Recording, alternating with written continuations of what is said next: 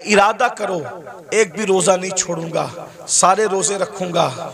इरादा करो तरावी नहीं छोड़ूंगा, पूरी तरावी जमात के साथ पढ़ूंगा, नमाज पाबंदी से पढ़ूंगा। अभी से तौबा करो, माहौल बनाओ, जहन बनाओ। और अगर आप दीन के करीब नहीं आए भाई, ऐसे ही आप आवारा गर्दी करते रहे, हराम लुक्मा खाते रहे, गुनाह करते रहे, फिल्में देखते रहे, किसी का कुछ नहीं बिगड़ेगा। आप अपनी आखिरत को बर्बाद करोगे, तबाह करोगे। नबी तो वो मुसलमान बनाने आए थे कि जिसके हाथ से, जिसकी जबान से दूसरे मुसलमान महफूज रहे। ना आज हमारे हाथ से कोई महफूज है, ना हमारी जबान से कोई महफूज है। तो बताओ, नबी वाले मुसलमान हो या अपनी तबीयत वाले मुसलमान हो? बीवी को माँ बहन की गाली देकर के उसका दिल दुखाते हो। रसूलुल्लाह तो फरमा रहे मुसलमान वो है जिसकी जबान से किसी को तकलीफ नहीं पहुंचती, जो अपनी शरीक हयात है, जो अपनी लाइफ की पार्टनर को माँ बहन की गाली दे, वो मुसलमान कैसा होगा? रसूलुल्लाह फरमा रहे मुसलमान वो है जिसके हाथ और जबान से दूसरा मुसलमान महफूज रहे। जो अपने माँ बाप का दिल दुखाए वो कैसा मुसलमान है? जो अपने पड़ोसी को तंग कर दे वो कैसा मुसलमान है? बस बात इतनी है। तकरीरें बहुत सुन रहे हो भाई, मुकर्रिर लोग भी माशाल्लाह ऐसे हो गए अल्हम्दुलिल्लाह के एक ढूंढो हजार मिलते, और तकरीर सुनने वाले भी हजारों हैं, लेकिन कोई सुधरने तैयार नहीं। और ये भी क़यामत की निशानी में से एक निशानी है। अल्लाह के रसूल अलैहिस्सलाम ने फरमाया, लोग दीन सुनने जमा होंगे, दीन पर अमल करने जमा नहीं होंगे। सुनिए, गौर से सुनिए, तवज्जो है। लोग दीन सुनने जमा होंगे, लोग दीन सुनने जमा होंगे, दीन पर अमल करने जमा नहीं होंगे। देख लीजिए,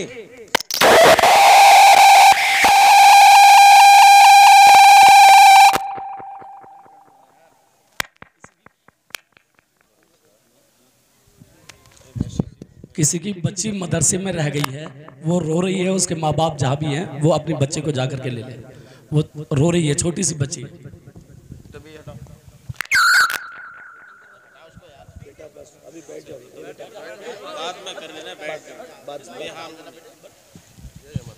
लोग दीन सुनने जमा होंगे, दीन पर अमल करने जमा नहीं होंगे। मैं कोई गुस्से में नहीं, लेकिन आपको एक बात कहता हूँ, जरा गौर करना, जरा ध्यान देना। आज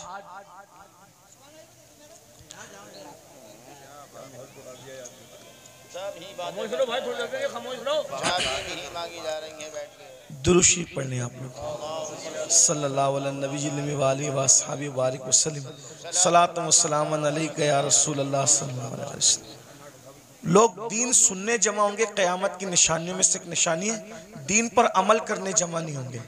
अभी देखिए, सुबह का वक्त है, कारोबार का वक्त है, संडे भी नहीं है, आज संडे नहीं है ना, वर्किंग डे है ना।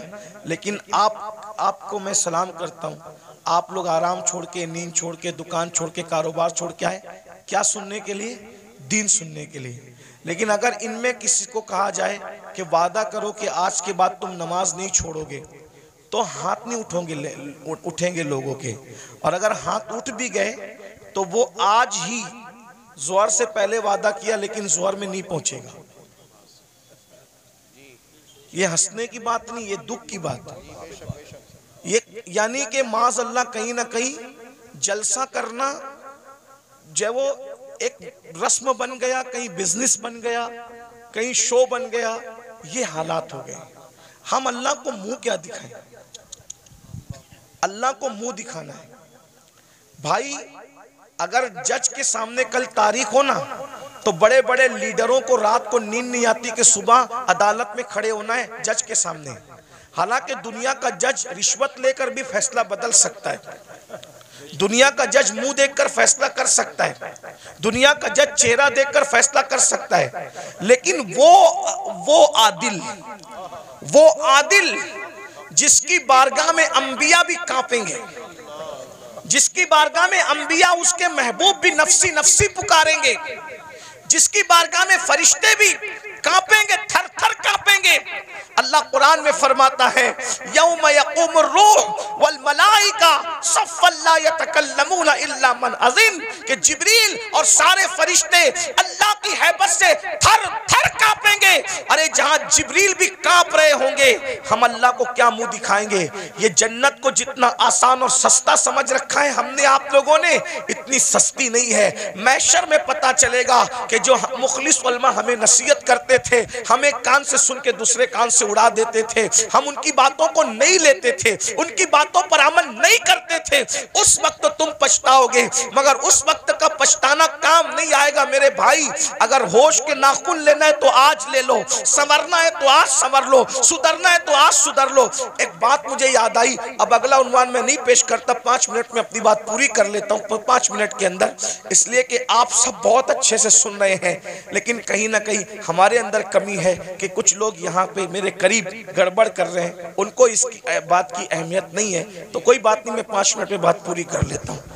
इतना सुनिए, मुझसे और अल्लाह क्या क्या पूछेगा, आपसे मुझसे अल्लाह क्या क्या पूछेगा पता है? कुरान कहता है फमन यअमल मिस्काल ज़र्रतिन खैरन यरा वमन यअमल मिस्काल ज़र्रतिन शर्रन यरा। एक जर्रे के बराबर नेकी की होगी, अल्लाह तुम्हें वो भी दिखाएगा, और एक जर्रे के बराबर बुराई की होगी, अल्लाह तुम्हें वो भी दिखाएगा। सहाबे किराम ने इस आयत के नुज़ूल के बाद पूछा कि अल्लाह हमसे क्या क्या पूछेगा, तो आका इरशाद फरमाते हैं अगर तुमने नाखून के अंदर किसी की दीवार की मिट्टी भी खुरची होगी तो अल्लाह क़यामत के दिन उस मिट्टी के बारे में भी तुमसे पूछे। अगर तुमने पिस्सू को, पिस्सू समझते, पिस्सू पिस्सू बहुत छोटा सा बारीक कीड़ा होता है, नजर भी नहीं आता, लेकिन चमड़ी पे बैठता है, काटता है तो आदमी झुंझला जाता है। अगर तुमने पिस्सू को गाली दी होगी तो अल्लाह पूछेगा कि तूने पिस्सू को गाली क्यों दी थी, क्योंकि वो मेरी मखलूक है। अगर तुमने खटमल को गाली दी थी तो अल्लाह तुमसे खटमल को गाली देने के बारे में भी पूछेगा। ये यहाँ जो दादागिरी, गुंडागर्दी, बाबागिरी जो कुछ कर रहे हो और फिर सोचते हो कि जन्नत हाथ से नहीं जाने वाली, अल्लाह अल्लाह है, अल्लाह अल्लाह है। मैं बार बार कौम को कहता हूँ, जो नबियों के बेटों को जहन्नम में डाले वो अल्लाह है, जो नबियों की औरतों को जहन्नम में डाले वो अल्लाह है, जो नबी के सगे चचा को जहन्नम में डाले वो अल्लाह है। अल्लाह अल्लाह है। इतना बेपरवाह मत हो जाइए, इतना बेपरवाह मत हो जाइए, इतना बेपरवाह मत हो जाइए। नबी का सगा चचा इब्राहिम खलीलुल्लाह जैसे नबी का सगा चचा आजर बिच्छू की शक्ल में जहन्नम में डाला जाएगा। बताओ बताओ मेरे भाइयों, किस किस किस धुन में हो, किस मस्ती में हो, किस गफलत में हो। नूह अलैहिस्सलाम की एक बीवी जहन्नम में डाली जाएगी, नूह की बीवी, उलुल आज़्म पैगंबर की बीवी जहन्नम में डाली जाएगी। ये बहनें क्या समझ रही है कि कलमा पढ़ के जन्नत सिर्फ मिल जाएगी? कुरान कहता है क्या तुम ये तसव्वुर करते हो कि तुमने कहा कलमा पढ़ा और तुम्हें आजमाया नहीं जाएगा? तुम्हें आजमाया जाएगा और रोज आजमाया जा रहा है। फजर की सर्दी में तू अपनी जान से प्यार करके सोता पड़ा है, या अल्लाह की मोहब्बत में ठंडे पानी से वुजू करके तू मुसल्ले पे खड़ा है, आजमाया जा रहा है।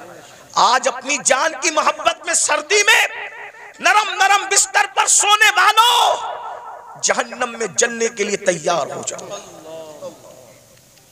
क्या समझते हैं? जो लोग आपको ये कहते हैं ना, काश के कोई बुरा ना माने, और अगर किसी को दीन हक की बात सुनने में बुरा लग जाए तो लगता रहे। बहुत कुछ सोचकर बना हूं मौजे दरिया का हरीफ, वरना मैं भी जानता था आफियत साहिल में है। एक कड़वी कसेली बात सुनने के लिए हिम्मत इसीलिए जुटाता हूं कि पूरी दुनिया मुझे गाली दे, लेकिन सिर्फ मेरा अल्लाह और मेरा रसूल मुझसे खुश हो जाए, बस। जो पिया को भाई अख्तर वो सुहाना राग है, जिससे ना खुश है पिया वो रागनी अच्छी नहीं। जो आपको जलसों में कहते हैं ना, इनका चेहरा देखो और जन्नत में जाओ, इनका चेहरा देखो जन्नत में जाओ, अमीनुल कादरी का चेहरा देखो जन्नत में जाओ, ये शैतान ने इनकी फिक्र को अगवा कर लिया है। वो तुम्हें जहर दे रहे हैं, जहर। कोरोना का वायरस इतना खतरनाक नहीं है, बदअमली और बदअकीदगी के बाद भी जन्नत का टिकट बांटने का वायरस इतना खतरनाक है। कोरोना किसी को होगा तो वो अकेला मरेगा।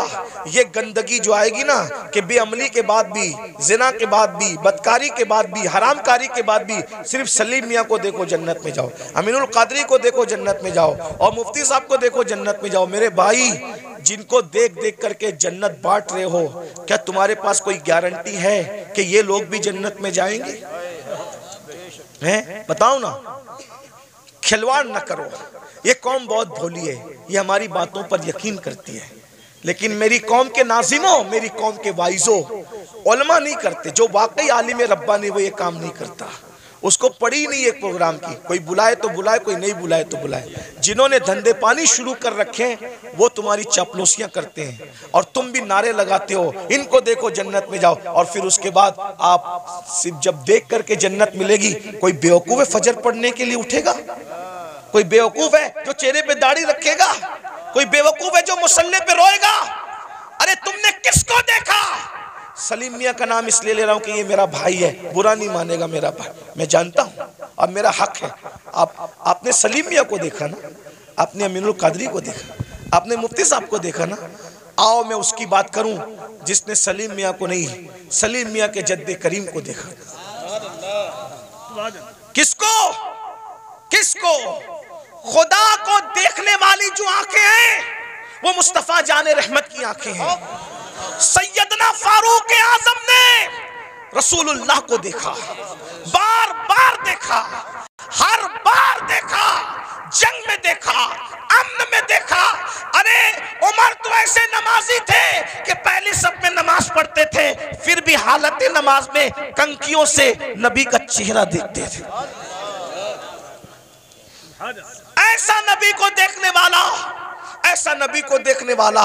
लेकिन जब उसी उमर इब्ने खत्ताब का आखिरी वक्त आया, उसी उमर इब्ने खत्ताब का, कौन उमर जिसका जिक्र तौरात में है, जिसका जिक्र इंजील में है, जिसका जिक्र कुरान में है, जिसके मशवरे की ताईद में कुरान की 22 आयतें नाजिल हुई है। मेरे भाइयों 22 आयतें। ये जो वत्तखिज़ु मिन मकाम इब्राहीम मुसल्ला किसकी आयत, किसकी ताईद में आई? फारूक आजम की ताईद। जब रसूलुल्लाह ने काबे का तवाफ किया, काबे का तवाफ किया, सुन लो उमर कौन है, हमसे सुनो सैयदों से उमर कौन है, फारूक आजम कौन है? अल्लाह अकबर। फारूक आजम कौन?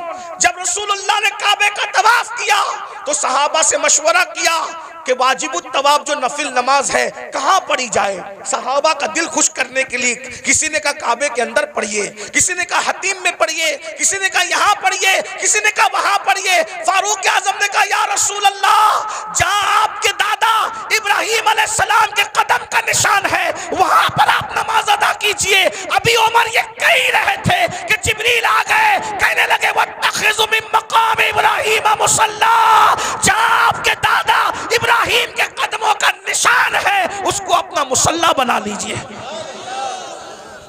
शराब की हुर्मत की बात फारूक आजम के मशवरे की ताईद में, पर्दे की बात फारूक आजम के मशवरे की। और कौन फारूक आजम?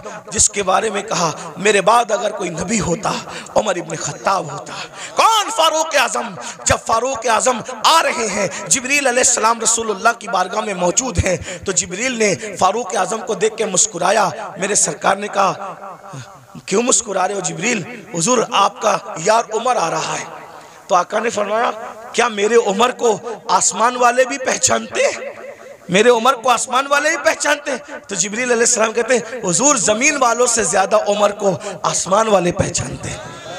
और सरकार ने कहा जरा मेरे उमर की शान बयान कर दो जिब्रील। तो जिब्रील ने एक जुमले में शान बयान की, कहते हैं या रसूल अल्लाह, अगर मैं हजरत नूह की उम्र के बराबर यानी 1000 साल की उम्र लेकर के आऊं और उमर की फजीलत बयान करता रहूं तो 1000 साल खत्म हो जाएंगे मगर उमर की फजीलत खत्म नहीं हो सकती। इतनी बड़ी हस्ती है ना। रसूलुल्लाह को देखा, रसूलुल्लाह को देखा। अब सुन लो उनका जिंदगी का आखिरी वक्त। फारूक आजम शहीद है, फारूक आजम शहीद हैं। अल्लाह अकबर। और किस हालत में शहीद हैं? हालत नमाज में। आखिरी वक्त आ गया, चारपाई पर फारूक आजम लेटे, पूरा जिस्म खून से लहू लहान है। फारूक आज़म लहू लहान है पूरा जिस्म। फारूक आज़म अपने बेटों से कहते हैं, मेरे बेटों, मेरे बच्चों, तुमने मेरी फर्मा बरदारी की, मैंने जो कहा तुमने मेरी बात मानी, अल्लाह ने मुझे फर्मा बरदार औलाद अता की, आज मेरी फर्मा बरदारी करोगे आखिरी वक्त में? लोगों बच्चों ने कहा जी हुजूर ज़रूर करेंगे। फरमाया एक काम करो, मुझे चारपाई से उठा के ज़मीन पे डाल दो। देखो ये फारूक आज़म के आखिरी लम्हात है, ये उनकी आजिज़ी है, ये उनकी इनकिसारी है, ये उनका इखलास है। जन्नत का कहाँ ख्वाब देख रहे हो भाइयों? ना वुज़ू आता है ना गुस्ल आता है। 2 रकअत नमाज जुमा पढ़कर ऐसे भागते हो जैसे स्कूल की छुट्टी होने पे स्कूल के बच्चे भागते हैं। भाइयों ज़रा सोचो ना, ज़रा गौर करो ना, ज़रा गौर तो कीजिए, अपने आप पे रहम कर लीजिए। हम में से कोई अल्लाह के अज़ाब को बर्दाश्त करने की ताकत नहीं रखता, हम में से कोई जहन्नम का सामना करने की ताकत नहीं रखता। मत अब धोखा दीजिए अपने आप को, मत फरेब कीजिए अपने आप से, अपनी आखिरत को तबाह मत कीजिए। वो मुसलमान बनिए जैसे हुजूर मुसलमान बनाने आए थे। सैयदना फारूक आज़म फरमाते हैं, मुझे चारपाई से उठाकर जमीन पे डाल दो। जब जमीन पे डाल दिया गया तो फारूक आज़म खाक पर अपने चेहरा रगड़ने लगे और रोकर कहते, अल्लाह उमर की बख्शिश कर दे, उमर की जिसको रसूलुल्लाह ने जन्नत की बशारत दी उसकी जिंदगी का एंड ये है। उमर की, ये उनका खौफ खुदा है, ये उनकी आजिज़ी है, ये उनकी इनकिसारी है। अल्लाह उमर की बख्शिश कर दे, मगफिरत कर दे। रो रहे हैं, मैं उमर क्या जवाब दूंगा तेरी बारगाह में, उमर क्या हिसाब देगा तेरी बारगाह में। इधर का चेहरा रगड़ते हैं, इधर का गाल रगड़ते हैं और अल्लाह की बारगाह में कहते हैं मुझे माफ़ कर दे, मेरे बुढ़ापे पे रहम कर दे। किसी ने कहा अमीरुल मोमिनीन आप तो वो है ना, आप वो हैं कि आपने इतना फतुहात, इतने फतुहात किए, ये काम किया दीन का, ये काम किया दीन का, ये काम किया दीन का। सर उठा के कहते हैं, ओ मनकबत पढ़ने वाले खामोश, ये मनकबत पढ़ने का टाइम नहीं। क्या कहा? ये मनकबत पढ़ने का टाइम नहीं है। और हम तो माइक पर अपनी फजीलत सुन के खुश होते हैं, जबकि वो सही भी नहीं होती, झूठ झूठ होती है, झूठ झूठ होती है। अस्तगफिरुल्लाह। बहुत सारे नाजिम लोग 25,000 20,000 सिर्फ झूठ बोलने का लेते हैं। उस कौम को बर्बादी से कौन रोक सकता है जो कौम झूठ बोलने के लिए 25,000 रुपया देती है? आना सलीम मियाँ की करामत गढ़ के बयान करना 25,000 लोग, अमीनुल कादरी करामत बयान करना 25,000 लोग, मुफ्ती साहब के बारे में बताना, इन जैसा तो आलिम रब्बानी जो है वो 200 साल में हुआ ही नहीं है, ये सब कहना। अरे सुनने वालों, तारीफ सुनने वालों, अल्लामा शरफुद्दीन यहिया मनीरी कहते हैं, दुनिया में जितना बड़ा दावा करेगा क़यामत के दिन उतनी बड़ी दलील अल्लाह को पेश करनी पड़ेगी। मैं बताओ मेरे भाइयों, कहाँ हो? जलसों का मिजाज बदल दिया तुम लोगों ने, सब चौपट करके रख दिया। दीन जलसों में नहीं होगा तो कहाँ होगा? फारूक आज़म की जो मनकबत पढ़ी जा रही थी वो कोई नाजिम नहीं पढ़ रहा था, वो सच्ची मनकबत थी। अरे जिसकी मनकबत कुरान पढ़े उससे बड़ा वली कौन हो सकता है? अल्लाह अकबर। लेकिन फारूक आज़म ने रोक दिया, फरमाया ओ मनकबत पढ़ने वाले, ये मनकबत पढ़ने का टाइम, चुप रहे, खामोश रहे, और मैं जो कर रहा हूं मुझे करने दे। और फिर सर उठाकर लोगों से कहा, लोगों तुम मेरी मनकबतें पढ़ते हो, सुनो। उमर तो बस इतनी तमन्ना रखता है अल्लाह की बारगाह में, अल्लाह ना मुझे कोई सवाब दे, जुमले सुनो फारूक, अल्लाह ना मुझे कोई सवाब दे, ना कोई मर्तबा दे, ना कोई मकाम दे, और ना मुझे अजाब दे, ना जहन्नम में डाले, वो मुझे बराबर सराबर ऐसे ही छोड़ दे तो उमर समझेगा कि उमर कामयाब हो गया। ये फारूक आज़म की आजिज़ी है। और हम कहाँ है, किधर है? जब अल्लाह नबी की बीवी को उठा के जहन्नम में डाल सकते हैं, नूह अलैहिस्सलाम की बीवी की शक्ल में, अगर वो हमें जहन्नम में डालेगा कौन बचाएगा, कौन रोकेगा? बताइए ना। नूह अलैहिस्सलाम अपनी बीवी को बचाएंगे? बोलो नहीं बचाएंगे, बीवी को नहीं बचाएंगे। क्यों? इसलिए कि नबी जानता है जिसमें अल्लाह की रज़ा उसमें मेरी रज़ा है। नबी जानता है जिसमें अल्लाह की रज़ा उसमें मेरी रज़ा। इब्राहिम अलैहिस्सलाम अपने चचा को बचाएंगे? नहीं बचाएंगे, जिसमें अल्लाह की रज़ा उसमें मेरी रज़ा। गौर कीजिए, ये नहीं कह रहा हूं कि नबी बचा नहीं सकता, नबी जिसको चाहे बचा सकता है, लेकिन हम अल्लाह का जितना अदब करते हैं उससे ज्यादा अदब अल्लाह का अंबिया करते हैं। मौला जो तेरी रज़ा वो हमारी रज़ा। ये कुफ्र पर मरे हम इनको नहीं बचाएंगे, तूने मना कर दिया हम नहीं बचाएंगे। हाँ, अगर तूने इजाजत दी तो जिनको हम पहचानते भी नहीं है हम उसको बचा लेंगे, उनको बचा ले। नबी साहिब इख्तियार होता है, मजबूर नहीं होता, लेकिन नबी की अल्लाह से मोहब्बत अल्लाह की बारगाह का अदब ये है कि कोई नबी अल्लाह का कहना नहीं तोड़ेगा। एक आखिरी बात आई, मैं वो बात कहने चला था, फिर बीच में बात आ गई। हम अल्लाह को क्या जवाब दें? लोग जिना कर रहे हैं, ये नौजवान छोकरे आज के 16-16, 17-17 साल की उम्र में जिना करते हैं, लड़के लड़कों के साथ बदकारियां करते हैं, क्या क्या जुर्म करते हैं, बुराइयां करते हैं। अल्लाह को क्या जवाब दोगे? अल्लाह के सामने बोल पाओगे कि हम जिना करके आए? बोलो, अल्लाह के सामने बोल के आओगे हम औरतों के पाप की नजर डाल के आए? अल्लाह के सामने बोल पाओगे कि हम बदकारी करके? बताओ, कुछ बोल पाओगे? नहीं बोल पाओगे। भाई, हम जब अपने पीर के सामने नहीं बोल सकते तो अल्लाह के सामने क्या जवाब दें? मेरे इमाम कहते हैं, करीम अपने करम का सदका, लई में बेकद्र को न शर्मा, तू और रजा से हिसाब लेना, रजा भी कोई हिसाब। और कहते हैं, सदका प्यारे की हया का, न ले मुझसे हिसाब, बख्श बे पूछे लजाए को लजाना क्या है। बहुत कठिन मंजिल है। हदीस पाक में आता है, अल्लामा इब्ने कसीर ने इस हदीस को लिखा है कि अल्लाह ईसा अलैहिस्सलाम को अपनी अदालत में खड़ा करेगा। किसको? किसको? पहचानते हो ईसा अलैहिस्सलाम को? हमारे नबी से पहले जो नबी आए वो कौन थे? ईसा अलैहिस्सलाम। और ईसा अलैहिस्सलाम कौन है आपको पता है? ये कंवारी मरियम, जिसको किसी मर्द ने हाथ भी नहीं लगाया, अल्लाह ने बिन बाप का कंवारी बतुल मरियम से ईसा अलैहिस्सलाम को पैदा किया। सुभान अल्लाह। अल्लाह ने इनको झूले में बोलने की ताकत अता की। ये कलेमतुल्लाह है, रूहुल्लाह है। इनको जब सूली देने की साजिश की गई तो अल्लाह ने इनको आसमानों पे उठा लिया। अब ध्यान देना, जब ये आसमानों पे उठा लिए गए तो इनके मानने वालों ने इनको कहा कि ईसा खुदा का बेटा था और मरियम खुदा की बीवी थी। माज़अल्लाह, अल्लाह का कोई बेटा नहीं है, अल्लाह की कोई बीवी। लेकिन उनके मानने वालों ने ये गंदगी फैला दी। तो अल्लाह उन मानने वालों ने जो गंदगी फैलाई ना, उस गंदगी के खात्मे के लिए, यानी अल्लाह हजरत ईसा से हिसाब लेने के लिए नहीं, तवज्जो, अल्लाह जानता है कि ईसा पाक है, मासूम है, उन्होंने कोई कसूर नहीं किया, लेकिन मैदान महशर में ईसाइयों को, क्रिश्चियन को रुस्वा करने के लिए, ईसाइयों को रुस्वा करने के लिए अल्लाह हजरत ईसा को अपनी अदालत में खड़ा करेगा। और अपनी अदालत में खड़ा करके अल्लाह पूछेगा कि ऐ ईसा, क्या तुमने इन ईसाइयों को, अपने मानने वालों को यह कहा था कि तुम अल्लाह के बेटे और तुम्हारी मां अल्लाह की बीवी है? तुमने ये बात कही थी? एक अल्लाह कौन सा सवाल करेगा? एक। हालांकि वो खुद बयान कर चुका कुरान में कि ईसा ने ऐसी कोई बात अलैहिस्सलाम नहीं कही, बयान हो गया सब। लेकिन वहां ईसाइयों को रुस्वा करने के लिए और शान ईसा को बताने के लिए कि ईसा अलैहिस्सलाम का दामन इस गंदगी से पाक है, अल्लाह पूछेगा तुमने ये बात कही थी ईसा? एक सवाल, अल्लाह सिर्फ एक सवाल करेगा ईसा जैसे पैगंबर से, उस मासूम से। तो मेरे आका की हदीस है, इसी एक सवाल पर ईसा अल्लाह से इतना डर जाएंगे कि उनके हर हर बाल से खून की फुहार निकलेगी,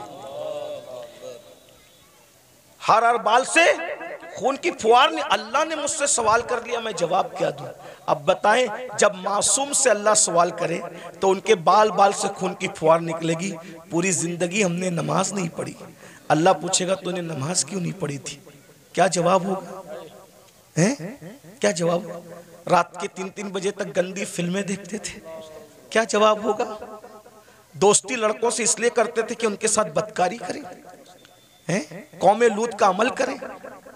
आका फरमाते हैं, जे कौमे लूत का अमल करने वाले लोग जिस बस्ती में रहते हैं, बस्ती वालों को मालूम है, मना नहीं करते, अल्लाह उस बस्ती पर एक दिन में 36 मरतबा लानत नाजिल करता है। कौम लूत का अमल करने वाला कहीं भी मरेगा, वो अपनी कब्र में नहीं रह सकता, फरिश्ते उसको उठा के ले जाके वहां फेंक देते जहां कौम लूत पे अजाब आया था। भाइयों, अपनी आखिर ये दुनिया है। एक गालिब ने इसीलिए कहा था, डुबाया मुझको होने ने, न मैं होता तो क्या होता। सारा तो होने का झगड़ा है, इसलिए अब दुनिया में आ गए हो, सुधरो, तौबा करो, अल्लाह से डरो, अल्लाह के कानून के मुताबिक ज़िंदगी गुजारो। अल्लाह हम सबको तौफीक अता फरमाए।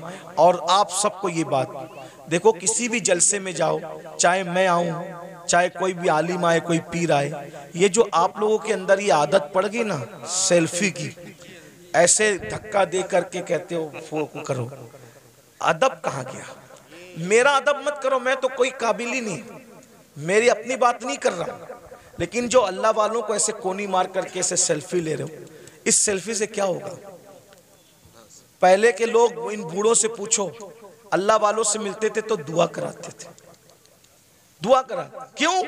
हजारों साल की मेहनत जहां नहीं पहुंचाती वहां अल्लाह वालों की दुआ पहुंचाती। और आप लोग दुआ नहीं लेते। ये शैतान का दाव है आप लोगों पे कि दुआ से रोकने के लिए तुमको सेल्फी में मुब्तला कर दिया। और आप लोग सेल्फी, मोबाइल, हर जगह मोबाइल, हर जगह मोबाइल, सेल्फियां ले। क्या करोगे सेल्फी लेके? क्या फायदा है सेल्फी लेने का? मैं अभी हराम और नाजायज की बहस में नहीं पढ़ रहा हूं, लेकिन इतना कहता हूं फायदा क्या? बताइए क्या कर रहे हो? अल्लाह वालों का अदब करो, अदब सीखो। इनकी अदब की नजर पड़ेगी। वो एक गुलाम था जिसका नाम शमसुद्दीन था। शमसुद्दीन नाम का एक गुलाम था, लड़का था, बगदाद में गुलामी करता था बादशाह की। बादशाह ने कहा कि जा और जा करके फुला काम कर। तो उसने बादशाह से कहा आपका अरबी घोड़ा मुझे दे दो तो मैं काम जल्दी से निपटा के आ जाऊं। तो जैसे ही अरबी घोड़े पे चला तो देखा एक चबूतरे पे, ओटे पे 3 वली बैठे। एक वली का नाम है हमारे मुर्शिद शेखुशयूख शेख शहाबुद्दीन उमर सोहरवर्दी। एक वली है शेख नजमुद्दीन कुबरा। एक वली है हमारे मुर्शिद कुतुबुल अक्ताब सैयदी कुतुबुद्दीन बख्तियार काकी। तीनों बैठे। वो लड़का था शमसुद्दीन नाम का। देखा वली लोग नीचे बैठे, मैं ऊपर घोड़े पे, फौरन नीचे उतर गया, जूते हाथ में लिया। जितनी देर तक वो वली लोग नजर आए, घोड़े पे नहीं बैठा, उनके अदब में झुक के सलाम किया, आगे बढ़ा। सरकार कुतुबुद्दीन बख्तियार काकी की जबान से दुआ निकल गई, वो देखो दिल्ली का बादशाह जा रहा है। क्या कहा? वो देखो दिल्ली का बादशाह जा रहा है। किसी ने लुकमा दिया, हजरत वो दिल्ली का बादशाह नहीं, वो मैं पहचानता हूं, वो लड़का है शमसुद्दीन बादशाह का गुलाम है। कहा जो हमारा अदब करे और वो हमारी जबान से निकल जाए दुआ, फिर अल्लाह उसको रद्द करे, ऐसा नहीं होता। हमने कह दिया दिल्ली का बादशाह, तो जब तक ये मरेगा नहीं तब तक दिल्ली का बादशाह बनेगा नहीं है। उस वक्त तक मौत नहीं आएगी जब तक दिल्ली का। और दुनिया ने देखा ख्वाजा कुतुब की जबान से दुआ निकली, अल्लाह ने कैसे पूरी किया। वो गुलाम से आजाद हुआ और दिल्ली का बादशाह बना। उसी बादशाह को दुनिया सैयदी शमसुद्दीन अल्तमश के नाम से जानती है। दुआ लो, दुआ लो।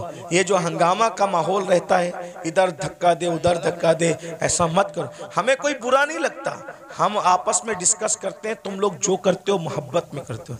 लेकिन हमारी मोहब्बत में आप मजमे को धक्का देते हो। जहाँ 40 मोमिन जमा होते हैं उसमें एक अल्लाह का वली होता है। मुझ गुनहगार से मिलने के लिए आप किसी वली को धक्का दे दोगे तो अल्लाह तुमसे भी नाराज हो जाएगा और मुझसे भी नाराज हो सकता है। इसलिए भाई अगर हजर अस्वद चूमने की बात हो तो धक्का दे के हजर अस्वद नहीं चूम सकते, तो धक्का दे के किसी से मुसाफा कैसे कर सकते हैं? ये सब आपको सीखना होगा। डिसिप्लिन। कल रात भी ऐसा हुआ और होता ही रहता है। ऐसा लगता है जैसे झगड़ा हो रहा है, ऐसा लगता है जैसे झगड़ा हो रहा है। अब ये क्लिपें चलेगी, आप तो मोहब्बत में मिलने तड़प रहे हो, लेकिन अगर कोई हुकूमत को ये पहुंचा दे कि देखो ये जलसों में ये लोग झगड़ा करते हैं, तो क्या ये क्लिपें आपके जलसों के बंद करने का सबब नहीं बन सकती हैं? बोलेंगे तुम लोग तो झगड़ा, आप झगड़ा नहीं कर रहे हो, लेकिन भाई जो वो मुखालिफिन को तो एक बहाना चाहिए ना कुछ भी काम हुकूमत से करवाने का। तो आप यही महफिल नहीं जिसमें मैं हूं वही नहीं, कोई महफिल हो, आप डिसिप्लिन का मुजाहरा करें। आपको देखकर ऐसा लगे यार ये लोग इतने डिसिप्लिन वाले हैं, तो इनके आका के जो सहाबा होंगे उनके पास कैसा डिसिप्लिन होगा, वलियों के पास। अभी सैयद सलीम मियां साहब मुझे कह रहे थे नाश्ते पर कि यार दुबई में कैसी महफिल थी, सब सन्नाटे में सुन रहे थे। तो मैंने कहा भाई आपको सीखना होगा। देखो अपने को आज तक जो हुआ मामलात मेंटेन करने होंगे, माहौल बनाना होगा। और मैं आप मुंतजिमिन से कहता हूँ स्टेज पे सिर्फ उलमा को बिठाया करो। ये जो स्टेज का मेयार आपने खराब किया है ना मुंतजिमिन ने, फला सेठ भी बैठ रहा है, फला सेठ, सेठ लोगों को कुर्सी दो नीचे, समझे? हर जगह सेठों के बिठाने की नहीं होती। जिसका जो हमारे दादा मुर्शिद हुजूर मुफ्ती आजमीन के दौर में कभी कोई दाढ़ी मुंडा कोई सेठ इस स्टेज पे बैठ नहीं सकता। स्टेज पे सिर्फ उलमा बैठते थे। एक शायर साहब दाढ़ी मुंडे स्टेज पे आ गए, सरकार मुफ्ती आजम ने उनको कहा जब तुम रसूलुल्लाह की शरीयत का एहतराम नहीं कर सकते तो तुम्हें मिंबर रसूल पे बिठाया नहीं जा सकता। यानी वो लोग अच्छा बुरे का कोई वो कि किसी को अच्छा लगे तो लगे, जिसको बुरा लगे तो। शरीयत एक नंबर पर है, अल्लाह की रजा एक नंबर पर है, वो ऐसे लोग थे। लेकिन आज हम लोग क्या है, कोई चंदा दे रहा है ज्यादा तो हमने दिन का कानून तोड़ दिया उसके लिए। ये सब अच्छी बात नहीं करो, ये सब इससे नुकसान होगा। फिर कोई भी स्टेज पे चढ़ के आता है, ये स्टेज की बात नहीं कर रहा हूँ मैं, जनरल बात कर रहा हूँ। आप इनसे बदजन मत होना, इस जलसे वालों से, जनरल बात कर रहा हूँ। तो ये सब मत करो। जिसका जहाँ मकाम है, उलमा जहाँ बैठते हैं उलमा बैठे, सेठ लोग मुखय्यर लोग जहाँ बैठते हैं उनको कुर्सी दे के बिठा दो, सियासी लीडर आना है उनको कुर्सी दे के बिठा दो, सबको इज्जत दो। मैं ये नहीं कह रहा हूँ किसी को जलील करो, सब हुजूर का जो उम्मत है वो इज्जत के काबिल है। लेकिन जो कुर्सी पे बैठे उसको कुर्सी दे दो, अच्छे से बिठा दो। स्टेज पे सिर्फ उलमा रहे, मुतशर्रा रहे। और जो मेरे स्टेज पे बैठे हुए लोग हैं उनसे भी कहता हूँ, आप लोग भी फोटो वोटो न खींचिए। देखो हमारे बुजुर्गों ने फरमाया कि अगर आलिम दीन अगर जो है वो सुन्नत तर्क करेगा तो पब्लिक फर्ज पढ़ना छोड़ देगी, समझे। आलिम अगर चलते चलते रास्ते से टोपी उतारेगा तो पब्लिक, हाँ वो नहीं कहना चाहता था, सही कहा जी, सही कहा, यही कहा हुजूर मुफ्ती आजम ने, यही कहा। लेकिन कुछ चीजें माइक पे कहने की नहीं होती। आप अल्लाह आपको जज़ाए खैर दे, मेरा काम आसान कर दिया। यानी तुम टोपी उतार के सर नंगा करोगे, लोग अपना पूरा वजूद बगैर कपड़े का कर लेंगे, इसका ख्याल करें। तो ये मेरे भाई भी कुछ जो नौजवान हमारे जूनियर उलमा है ना, मैं उनसे माफी मांगते हुए कहता हूँ, ये लोग भी सेल्फी लेने लगते हैं। आप लोग तो आपको देख के नीचे वाले भी लेंगे, है ना। तो मैं आपको ये नहीं कह रहा हूँ कि मैं कोई फतवा देने आया, कोई साहिब फतवा आदमी नहीं हूँ, लेकिन कम से कम महफिल के तकद्दुस का ख्याल करो। और हम जो करेंगे हमारी कौम भी वो करेगी। अब मैं देखना चाहता हूँ कि आज से इस महफिल में कितना बदलाव आता है। अगर बदलाव आया तो समझ लूँगा कि मुझे दोबारा आना चाहिए इस तरफ। ये जो औलिया अल्लाह को लोग बदनाम कर रहे हैं, औलिया अल्लाह के खिलाफ बातें कर रहे हैं, इसमें कहीं ना कहीं हमारा कसूर है, हम अहले सुन्नत का कहीं कसूर है। क्योंकि हमारे कुछ लोग ऐसे हैं, वो इल्म वाले नहीं हैं, जो कम इल्म लोग हैं, वो किसी को भी वली बना के पेश कर देते हैं। तो एक बात याद रखिए कि हर नेक आदमी वली नहीं होता, ये बात याद रखना, हर नेक आदमी वली नहीं होता, लेकिन हर वली नेक होता है।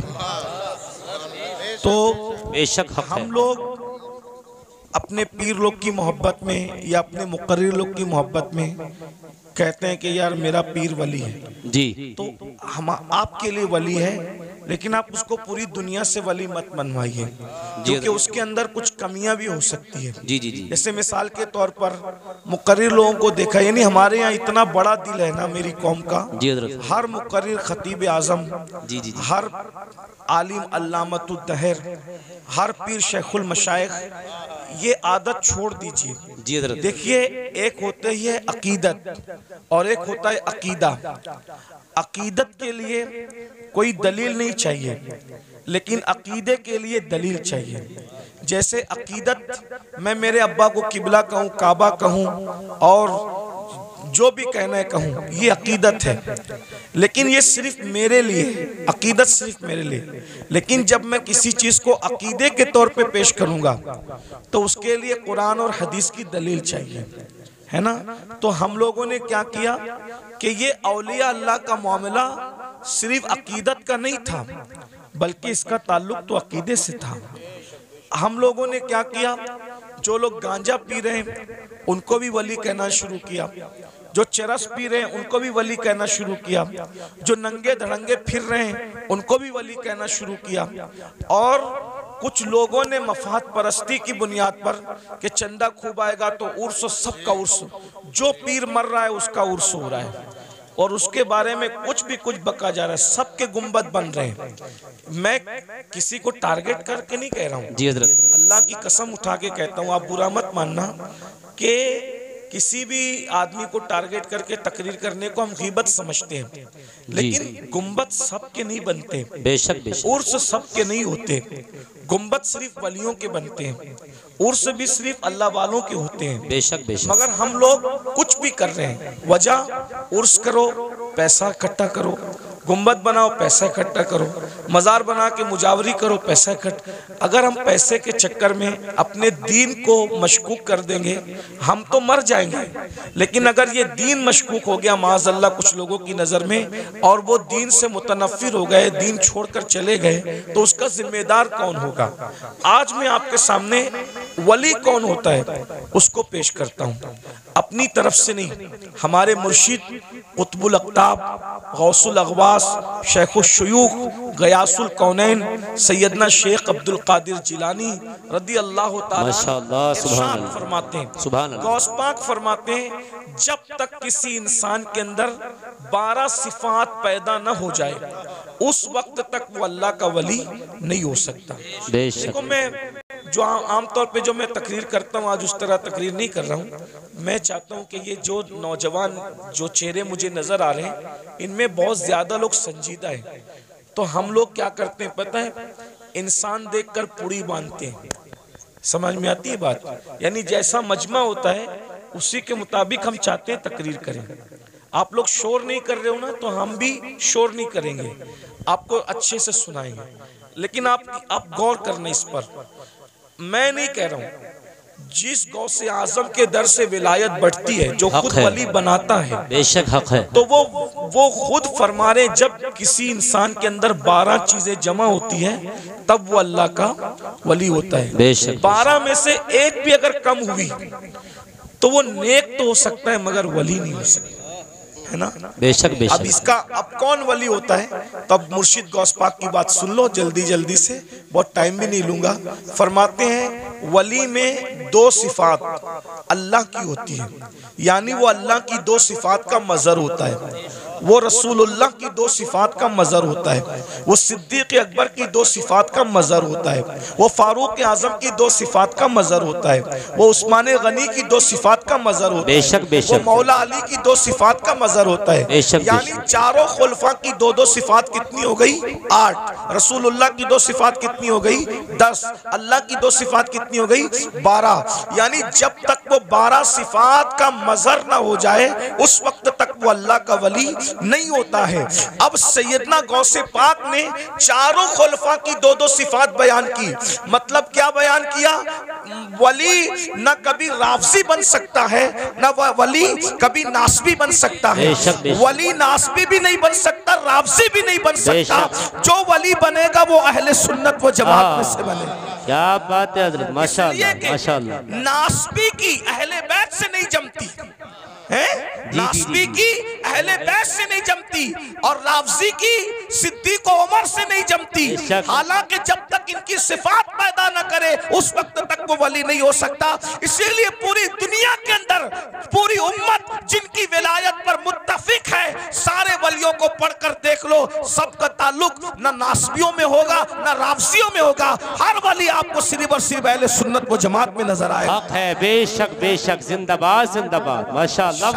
शाह जमालुल औलिया को देख लीजिए, उनका ताल्लुक अहले सुन्नत व जमात से है ना। इसी तरीके से आप महबूब इलाही को देख लीजिए, उनका ताल्लुक अहले सुन्नत व जमात से।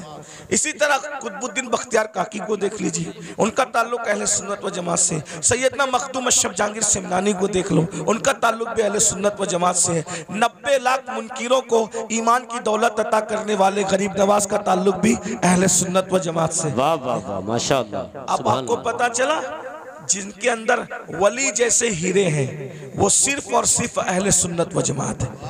वरना मैं नासबियों को भी चैलेंज करता हूं और राफजियों को भी चैलेंज करता हूं, एक वली लाकर बता दो। क्या बात है हज़रत, बेशक एक वली बता दो अपनी जमात में जो तुम्हारे अकीदे की तायीद करता हूं, नहीं मिलेगा। सारे वली अहले सुन्नत में मिलेंगे। बेशक अब बेशक। बताओ आपको वो रास्ता चलना है जिसमें कोई वली ही नहीं, या वो रास्ता चलना है जिसमें वली ही वली है? बेशक बेशक, ये फैसला आपको करना है ना। बेशक बेशक, फैसला आपको करना है। और राफजियों ने ढूंढ ढांड कर एक वली निकाला था, कहा कि लाल शहबाज कलंदर हमारी जमात के वली हैं। तो लाल शहबाज कलंदर के बारे में हमने पूछा कि लाल शहबाज कलंदर का नाम तो बताओ। लाल शहबाज कलंदर कोई नाम थोड़ी होता है, ये तो उनका लक़ब है। राफजी ढूंढ ढांड करके लाए एक वली को, कहा ये हमारा वली है। हमने कहा आपका है? कब्जा आपका हो सकता है दरगाह पर, लेकिन पहले उसका नाम तो बताओ, नाम क्या है। जब नाम ढूंढ करके लाए तो क्या नाम निकला? सैयद उस्मान मरवंदी। मैंने कहा राफजी लोग तो उस्मान नाम रखते ही नहीं, ये नाम भी तो अहले सुन्नत व जमात का है। वाह वाह वाह, ये नाम भी तो अहले सुन्नत व जमात का है। तो लाल शहबाज कलंदर सैयद बादशाह जरूर है, लेकिन उसका नाम भी क्या है? उस्मान है। और उस्मान नाम आपको कभी राफजियों में नहीं मिलेगा। अबू बकर नाम आपको सुन्नियों में मिलेगा, उमर नाम आपको सुन्नियों में मिलेगा, उस्मान नाम आपको सुन्नियों में मिलेगा। अब आपको इतना पता चल गया राफजी ये नाम नहीं रखते। लेकिन एक बात मैं आपको बता दूं, अब सुन्नी कौन कौन? तो अल्लाह अकबर, हम मौला अली के घर में देखते हैं तो वहां पर अबू बकर नाम का बेटा भी मिल रहा है, उमर नाम का बेटा भी मिल रहा है, उस्मान नाम का बेटा भी मिल रहा है। अल्लाह अकबर, अंदाजा फरमाए। तो इसलिए वो रास्ता इख्तियार करो जिस रास्ते पे मौला अली थे, वो रास्ता इख्तियार करो जिस रास्ते पे इमाम हसन थे, वो रास्ता इख्तियार करो जिस पर इमाम हुसैन थे। अब वो 12 सिफात कौन सी है उसको सुन लीजिए। 2 सिफात, अल्लाह की 2 सिफात का मजहर होता है। अल्लाह की 2 सिफात क्या है? सिफते सत्तारी और सिफते गफ्फारी। सिफते सत्तारी और सिफते गफ्फारी, यानी जो वली होगा सत्तारी सिफत का मजहर होगा। सत्तार किसको कहते हैं? ऐब छुपाने वाला। यानी जो वली लोग होते हैं ना, वो लोगों के ऐब जाहिर नहीं करते, वो लोगों के ऐबों पे पर्दे डालते हैं। जी जी। अब आप इसमें चेक कर लीजिए कितने रदी अल्लाह और कितने रहमतुल्लाह अलैह बाहर निकल रहे हैं। देखिए जी जी जी जी, क्या बात है हजरत। जी जी जी, गौर कीजिए ना। इसलिए कि हाथ में तस्बीह और बगल में मुसल्ला, इससे वली नहीं बनता, अल्लाह की शान सत्तारी का मजहर बनता है। यानी वो किसी का ऐब खोलता नहीं है। इसीलिए आप देख लें, वली लोग कभी आपको किसी की गिबत करते नहीं मिलेंगे। बेशक बेशक, वली लोग कभी किसी के ऐब से, वो ऐब पे पर्दे डालते हैं। कैसे पर्दे डालते हैं उसकी एक मिसाल बताऊं आपको। देखिए कैसे पर्दे डालते हैं। एक बहुत बड़े वली हैं हजरत हातिम असम, अल्लामा अब्दुल रहमान जामी रहमतुल्लाह अलैह ने अपनी किताब नफातुल उन्स में ये वाक़या लिखा। आप भी वली बन सकते हो, विलायत का दरवाजा बंद नहीं हुआ, वली आप भी बन सकते हो। 12 सिफात सुन लो, अपने अंदर पैदा करो, कोशिश करो। अल्लाह पाक की बारगाह में फैजान बंद नहीं होता, बल्कि वो तो ये फरमाता है जो मेरी तरफ चल कर आता है, मेरी रहमत उसकी तरफ दौड़ कर जाती है। कोशिश करो ना। अल्लाह फरमाता है जो हमारी राह में कोशिश करते, वल्लदीना जाहदू फीना लनहदियन्नहुम सुबुलना, जो हमारी राह में कोशिश करते हैं हम उसके लिए रास्ते पैदा कर देते हैं। और सैयदना इमाम जाफर सादिक अला जद्दी वाले सलाम फरमाते हैं अल्लाह तक पहुंचने के इतने ज्यादा रास्ते हैं, जमीन पर जितने बिखरे हुए जर्रात हैं उससे ज्यादा अल्लाह तक पहुंचने के रास्ते मौजूद हैं। बेशक बेशक, जिंदाबाद। कोशिश करो अल्लाह तक पहुंचने की, कोई मुश्किल नहीं है, बल्कि अल्लाह तक पहुंचना बहुत आसान है। विलायत का निसाब बहुत आसान है। बेशक तो हातिम असम के बारे में अल्लामा जामी लिखते हैं, हातिम असम, असम अरबी जबान में बहरे को कहते हैं, बहरा। इन्होंने अपना लकब क्या रखा था? हातिम बहरा। कोई बहरा भी हो उसको बहरा बोलो तो बुरा लगता है कि नहीं लगता? जी जी जी। लेकिन हजरत हातिम बहरे नहीं थे, अपने आप को बहरा कहलवाते थे। वजह, कितनी खूबसूरत वजह, उसको सुनो आपको मजा आएगा। एक बूढ़ी औरत, बुढ़ी, हातिम असम से मसला पूछने आई। उनको उस वक्त तक असम नहीं कहते थे, हातिम कहते थे। तो हजरत हातिम के पास मसला पूछने आई। उसके पेट में कुछ गड़बड़ थी, तकलीफ थी। तो अब तकलीफ की वजह से उसके पेट की जो है वो गैस खारिज हो रही थी। तो उसने सोचा कि इतने बड़े बुजुर्ग हैं, यहाँ ऐसा हो जाए तो अच्छी बात नहीं। इत्तेफाक से उसने बहुत रोकने की कोशिश की, मगर बुढ़ापे में इंसान के आज़ा कमज़ोर हो जाते हैं। बहुत रोकने की कोशिश की मगर रोक नहीं पाई, और हज़रत हातिम असम के सामने उसकी गैस खारिज हो गई। गैस खारिज हो गई तो हवा भी, यानी कि आवाज़ भी निकली। तो वो शर्मा गई वो बूढ़ी औरत, इतने बड़े बुजुर्ग के सामने ये क्या हो गया हादसा। तो हजरत हातिम ने सोचा कि ये शर्मा गई, मेरे नबी की उम्मत की ये औरत शर्मा गई। तो आपने कान पे हाथ रख के कहा, बड़ी अम्मा जरा जोर से बोलो, तुम क्या कहना चाहती हो। तो उसने बोला, उसने जब बोला तो आपने कहा जरा और जोर से बोलो। तो उसने फिर बोला और जरा जोर से बोलो। उसने और जोर से बोला। अब वो शर्मिंदगी उसकी खत्म हो गई और वो बुढ़िया खुश हो गई कि जो मेरे मुंह की आवाज नहीं सुन सकता वो हवा की आवाज कैसे सुन सकता है। और आप पूरी जिंदगी बहरे बन करके गुजारते थे। लोगों ने पूछा आप बहरे नहीं हो, लेकिन बहरे बन के क्यों जिंदगी गुजार रहे हो। फरमाया मुझे बहरा कहलाना आसान है, लेकिन नबी की उम्मती में से किसी को शर्मिंदा करना मुझे पसंद नहीं है। अकबर अल्लाह, क्या बात है। एक औरत की शर्मिंदगी के खात्मे के लिए पूरी जिंदगी बहरा बन करके गुजार दिया, ये हजरत हातिम असम है। और आज हम लोग नमाज भी पढ़ रहे हैं, रोजा भी रख रहे हैं, तहज्जुद भी पढ़ रहे हैं, लेकिन लोगों के ऐब भी खोल रहे हैं। तो आप ऐब खोल के क्या है, वली नहीं बन सकते, अल्लाह के दोस्त नहीं बन सकते। अगर वली बनना है, लोगों के ऐब पे पर्दे डालना सीखो, शान सत्तारी का मजहर बनो, किसी के ऐब न खोलो। आजकल तो हम जहां बैठते हैं ऐब खोलते हैं। अल्लाह के रसूल अलैहिस्सलाम फरमाते हैं, तुम जब तक लोगों के ऐब खोलते रहोगे, तुम लोगों के ऐब अपनी हैसियत के मुताबिक खोलोगे, अल्लाह तुम्हारे ऐब अपनी शान के मुताबिक खोलेगा। अल्लाह तुम्हें जलील कर देगा। और अगर तुमने लोगों के ऐबों पे पर्दे डाले, तुम लोगों के ऐब पे पर्दे डालोगे, अल्लाह तुम्हारे ऐब पे पर्दे डालेगा। आज मुसलमान लोगों के ऐब पे पर्दे नहीं डालते, बल्कि आज औरतें, माएँ और बहनें मौजूद हैं। किसी की बेटी को रिश्ता हो रहा है तो उसमें लोग ज्यादा तेल पानी डाल करके वो रिश्ता तोड़ देते हैं। किसी के बेटे का रिश्ता हो रहा है, वो रिश्ता तोड़ देते हैं। ऐब पे पर्दे डालने की बजाय लोग ऐब जोई करते हैं। तो दो सिफत, नंबर 2 सिफत गफ्फारी। गफ्फार कहते हैं माफ करने वाले को। सिफत गफ्फारी का मजहर होता है, यानी जो वली होगा वो अपनी जात के लिए कभी झगड़ा नहीं करेगा। वली अपनी जात के लिए कभी झगड़ा नहीं करेगा, क्योंकि जात के लिए झगड़ा करना ये कुत्तों का काम है। जात के लिए झगड़ा करना कुत्तों का काम है। अपनी जात के लिए वली कभी नहीं लड़ता। अब आपसे पूछता हूं, आज हम अपनी जातियात के लिए कितना लड़ते हैं, कितना लड़ते हैं। बाइक टकरा गई, झगड़ा हो गया। पानी मुझे पहले नहीं दिया, झगड़ा हो गया। शादी में खाना खाने मुझे पहले नहीं बिठाया, झगड़ा हो गया। बोलो आज हम अपनी जात के लिए लड़ रहे हैं, इसका मतलब हम अल्लाह के वली कब बनेंगे। जात के लिए जो लड़े वो कुत्ते की सिफत रखता है, वो वली की सिफत नहीं रखता। अब आप देख लीजिए कितने लोग हैं जो जात के लिए लड़ते फिरते हैं। अल्लाह अकबर। एक वाकया इस पर भी सुन लें कि एक बुजुर्ग के पास एक मुरीद आया और वो मुरीद आकर के कहता है, हजरत आप मुझे इस्म आज़म सिखा दें। अगर आपने मुझे इस्म आज़म सिखा दिया तो मैं उस इस्म आज़म के ज़रिए से बहुत काम लूँगा। इस्म आज़म क्या है उसको सुन लें। इस्म आज़म कहते हैं उस अल्लाह के उस नाम को अगर मुर्दे पे पढ़ दो तो मुर्दा जिंदा हो जाए, जिंदे को पढ़ के घूर दो तो जिंदा मर जाए। इस्म आज़म की बड़ी बरकत है। फरिश्ते पढ़ते पढ़ते पलक के झपकते आसमान पे जाते हैं और आसमान से ज़मीन पे आते हैं। तो चूंकि इस्म आज़म बहुत बड़ी चीज़ है, सूफिया ने इसको छुपा रखा है, अल्लाह ने भी इसको छुपा रखा है। ये सबको नहीं बताया जाता, जो उसका हकदार होता है उसी के दिल पर इल्का किया जाता है। तो मुरीद अपने पीर से कहता है इस्म आज़म सिखा दें। पीर साहब वाकई पीर साहब थे। उन्होंने कहा बेटा सुबह से शाम तक तुम बाजार में जाकर के बैठो, इंशाअल्लाह शाम को देखेंगे तुम्हें इस्म आज़म सिखाना है कि नहीं सिखाना है।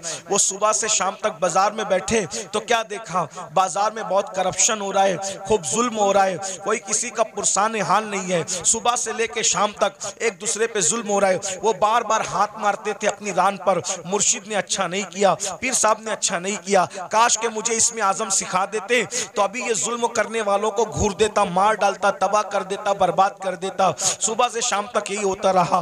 लेकिन शाम के वक्त जो है बहुत खतरनाक मंजर देखा। मंजर ये देखा, 80 साल के एक बड़े मियाँ, एक बुढ़ा 80 साल का, वो अपने सर पर लकड़ियों का गट्टा रख करके लाया जंगल से और ला करके जैसे ही कहा लकड़ियां ले लो भाई, लकड़ियां ले लो। 80 साल के बड़े मियाँ लकड़ी बेच रहे थे। उतने में सिपाही आए, आने के बाद चाबुक जमीन पे मारा, कहे बुड्ढे उठा ये लकड़ी और हमारे घर पहुंचा, और सुन तुझे कोई पैसे नहीं मिलेंगे। ये मंजर देख करके वो मुरीद तो और बहुत गुस्से में आया, मेरे पीर ने अच्छा नहीं किया, मेरे पीर ने अच्छा नहीं किया। अगर मुझे इसमें आजम सिखा देते, इन जालिम सिपाहियों को अभी मार डालता, इसमें आजम पढ़ के अभी इनके लिए बद्दुआ करता, खत्म कर देता। वो बड़े मियाँ 80 साल के बड़े मियाँ हाँपते कांपते उन्होंने फिर लकड़ी का गट्ठा उठाया सर पे और सिपाहियों के पीछे पीछे चले। ये भी पीछे पीछे चला, ले जाकर के गट्ठा रख दिया। रखने के बाद कहा अच्छा अब मैं चलूं। और उसके बाद वो बड़े मियाँ बेचारे न पैसा लिया। 80 साल के बुड्ढे को लकड़ी काटने में कितनी तकलीफ हुई होगी, कैसे उसने मेहनत से जमा किया होगा। लेकिन हाय रे जुल्म, अल्लाह अकबर, बहुत लकड़ी पहुंचा करके बिना मजदूरी लिए हुए, बिना रकम लिए हुए उन्होंने टरका दिया। वो चले गए और उसके बाद ये तो गुस्से में कांप रहा था, मुर्शिद ने अच्छा नहीं किया। अगर अभी मुझे इसमें आजम मालूम होता, इन जालिमों को, इन गुंडों को इसमें आजम पढ़ करके कत्ल कर देता। जैसे मुर्शिद की खानका में पहुंचे, कहा हजरत आपने सिखा दिया होता बाजार में क्या गंदगी है, क्या जुल्म है, क्या ज्यादती है। और शाम का वाकया तो बड़ा बदतरीन है हजरत, बड़ा इबरतनाक है। पूरा वाकया उस 80 साल के बड़े मियाँ का बयान किया तो पीर साहब सुन के हंसने लगे। हजरत मैं 80 साल के बुड्ढे पे जुल्म बयान कर रहा हूँ और आप हंसते हैं। फरमाया वो जो 80 साल का बुड्ढा तू जिसको कह रहा है वो कौन है, तुझे मालूम है? नहीं मालूम है। कहा वो इस शहर का कुतुब है, कुतुब, वो इस शहर का कुतुब है और उसी ने मुझे इसमें आजम सिखाया है, उसी कुतुब ने मुझे इसमें आजम सिखाया है। वो कहा हजरत जब उसको इसमें आजम मालूम है तो वो पढ़ के उनके लिए बद्दुआ क्यों नहीं कर देता? कहा बेटा जब तक के सब्र करने का मादा उस तरह पैदा नहीं होता, अल्लाह किसी को इसमें आजम की नेमत अता नहीं करता। गौर कीजिए, यहाँ तो आज कोई छोटा मोटा आमिल बन जाए ना, समा शबिस्तान रजा पढ़ के, तो कहता है कि अगर तूने मेरी बात नहीं मानी तो तेरा पेशाब बंद कर दूंगा, मेरी बात नहीं मानी तो तेरा खानदान जो है वो तबाह कर दूंगा। भाइयों ये सब हाँ उनके होते हैं जो खाली खड़े होते हैं। ये कुतुब लोगों को देखो, ये अब्दाल लोगों को देखो, ये वली लोगों को देखो, इतना जुल्म सह रहे हैं मगर जात के लिए कभी बदला नहीं लेते। क्यों? इसलिए कि जात के लिए लड़ना वली का काम नहीं होता, जात के लड़ना ये तो कुत्तों का काम होता है। वली वो होता है जो सिफते गफ्फारी का मजहर होता है, अपने दुश्मनों को माफ करता है, अपने मुजरिमों को माफ करता है। उस पर एक वाकया याद आ गया, हालांकि बात तवील हो रही है लेकिन बात वाकया याद आ गया, सुन लीजिए। आज छोटी छोटी बात पर आप लोग एक दूसरे पे केस करते हो, क्या जवाब दोगे अल्लाह को? हैं बकरियों के, तेरे आंगन में मेरे आंगन में बकरियों पर इतना बड़ा झगड़ा होता है कि मर्डर हो जाता है, कत्ल हो जाता है। कहां कहां तक बात पहुंचती, बारात देर से आई जल्दी आई, उस पर जो है वो शादियां टूट जाती हैं। इतना महर है कि उतना महर है, उस पर शादियां टूट जाती है। मेरे भाइयों सोचो, सब्र नहीं हमारे अंदर, और जब तक सब्र नहीं होगा हम अल्लाह वाले नहीं बन सकते। एक दिन क्या हुआ, इमाम हुसैन के कातिलों में से कातिल मदीने मुनव्वरा आया, मदीने तैयबा आया। और जब मदीना तैयबा आया तो लोगों ने सोचा कि कातिल इमाम हुसैन, कातिलों में से कातिल मदीने मुनव्वरा आया, तो सारे मदीने वालों ने इमाम हुसैन की मोहब्बत में अपने दरवाजे बंद कर दिए। सबने दरवाजे बंद कर दिए, सबके दरवाजे बंद हो गए। इमाम ज़ैनुल आबिदीन का दरवाजा हमेशा बंद रहता था, किसी से मिलते नहीं थे। लेकिन जब उनको किसी ने इत्तला दी, हजरत हजरत करबला में का एक शख्स जो आपके बाबा का कातिल है वो मदीने मुनव्वरा आया, और सबने अपना दरवाजा बंद कर दिया। इमाम ने अपना दरवाजा खोल दिया, कहा उसको बुला कर लाओ। वो आया, इमाम ने दस्तरखान बिछाया, उसको खाना खिलाया, पानी पिलाया, उसने खाया भी पिया भी, और खाने और पीने के बाद कहा ऐ अली, इमाम ज़ैनुल आबिदीन का असली नाम अली है, कहा ऐ अली शायद तुमने मुझे पहचाना नहीं, या शायद तुम मुझे भूल गए। आपने फरमाया कैसे नहीं पहचाना? अरे ये मदीने वाले क्या करबला में थे? कहा नहीं थे। कहा जो करबला में नहीं थे उन्होंने तुझे पहचान लिया, मैं तो करबला में मौजूद था ना, मैं तुझे कैसे नहीं पहचानूंगा? वो तू ही जालिम है ना, तेरे कहने पे मेरे बाबा के जिस्म पे घोड़े दौड़ाए गए थे, मेरे नन्हे से भाई के हलक पर तीर चलाया गया था, मेरी फूफियां, मेरी अम्मियां, मेरी बहनों के दुपट्टे छीने गए थे, तू ही वो जालिम है ना। अल्लाह अकबर। जब उसने ये सुना लरस गया, हाँ मैं वो हूँ। आपने पहचाना कहाँ? पहचानने के बाद भी ये सुलूक किया। तो इमाम ज़ैनुल आबिदीन ने फरमाया जो तूने किया वो तेरे खून की तासीर थी, जो मैंने किया ये मेरे घर की रिवायत है। हम आले मोहम्मद दुश्मनों के साथ ऐसे ही सुलूक करते हैं। अगर करबला वालों से मोहब्बत है, बताओ बाप के दुश्मन के साथ, बाप के कातिल के साथ इमाम ज़ैनुल आबिदीन ने क्या सुलूक किया। और हम अपने समधियों के साथ क्या सुलूक करते हैं, अपने भाइयों के साथ क्या सुलूक करते हैं, अपने पड़ोसियों के साथ क्या सुलूक करते हैं, अपने रिश्तेदारों के साथ क्या सुलूक करते हैं। भाई एक मुंह किसी को अच्छा नहीं कहते, जबकि अल्लाह के रसूल अलैहिस्सलाम ने फरमाया मुसलमान वो है जिसके हाथ से और उसकी जबान से दूसरे मुसलमान महफूज रहे। आज ना हमारे हाथ से कोई महफूज है, ना हमारी जबान से कोई महफूज है। जब भी जबान खोलते हो तो ऐसे तीर चलाते हो, नश्तर लगाते हो लोगों के दिल पर। याद रखना तलवारों के जख्म तो भर जाते हैं, जबान के जख्म भरा नहीं करते।